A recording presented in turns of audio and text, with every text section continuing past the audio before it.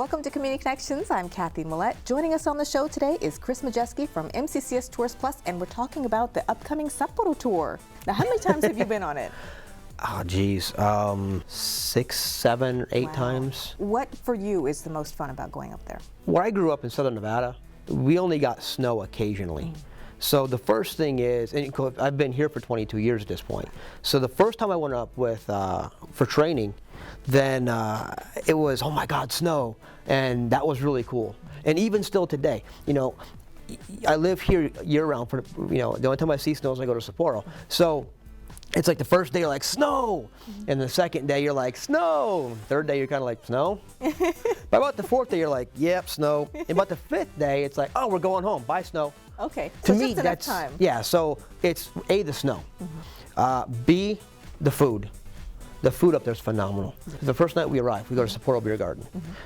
We arrive at the beer garden, and what we do is we take anybody who wants to go out there by taxi, and then they have all-you-can-eat lamb yakiniku. Wow. Now some people are like, well, lamb's kind of got that taste. This is fresh lamb, and it is phenomenal. I mean, I can't tell you how good it is. All you can eat, all you can drink. If you want rice, which this is odd for me about Japan, it's all you can drink. You're at Sapporo Beer Garden. You can have sodas, things like that too. All you can eat vegetables, all you can eat meat.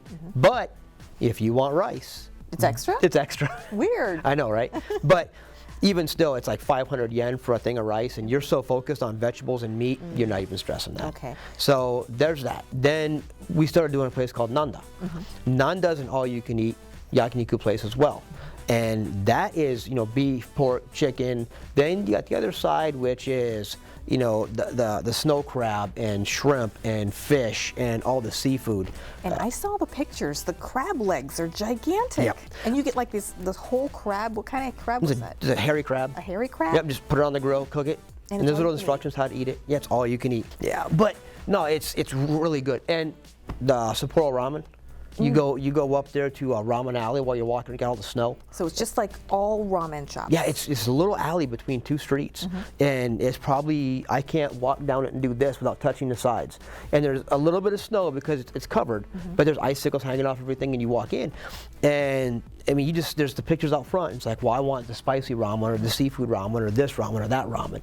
There's 2 fish markets. Okay, that's another tour. When we get up there, I take people out to the fish market and show them, this is the fish market, and this Ninja Fish Market's one I go to. And you can walk through, and if you want to do it, you can buy a fresh oyster.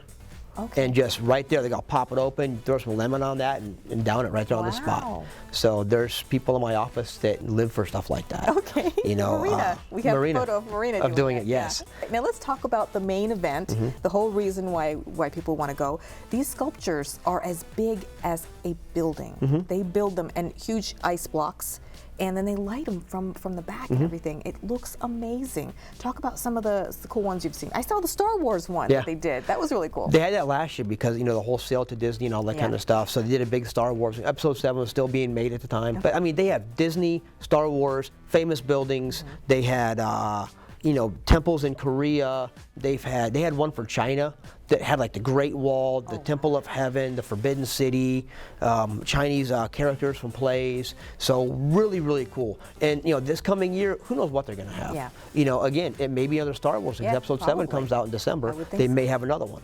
As part of the festival, they have a competition, and they have people coming from all over the world to compete in this competition. Yep. When we go to the festival from the opening day on, as you walk on towards the backside by the big government building back there, you'll see them working on it. So you get to see how they're doing the snow carvings, because the international is not till like a week later, and they're still working on those and carving those out. So you'll see different stages of that. There's smaller snow sculptures and the big, huge barracks-sized snow sculptures. But there's also, if you wanted to go snowboarding or skiing and do things like that, we can hook up side trips. Okay. Because I was taking people last year, 3 or 4 groups, up to different hotels, pick up side trips to go out and do snowboarding or skiing or things like that. Then there's Tsudomu. Tsudomu is a area where it's like snow slides, ice slides. They drag you on the snowmobile behind the snowmobile and little inner tube thing. Okay. So there's rides. Right. It's like a kid's snow play area. And then of course inside the dome area there's like food and things like that. So that's a short bus ride away. People sometimes ask, well, why can't I just put it together myself and go up there myself? First of all, for Sapporo, if you're thinking, maybe I'm going to do that and I'll start working on it now, too late. Everything's booked. Everything's booked. Hotels This stuff books way out. Okay, that's first thing.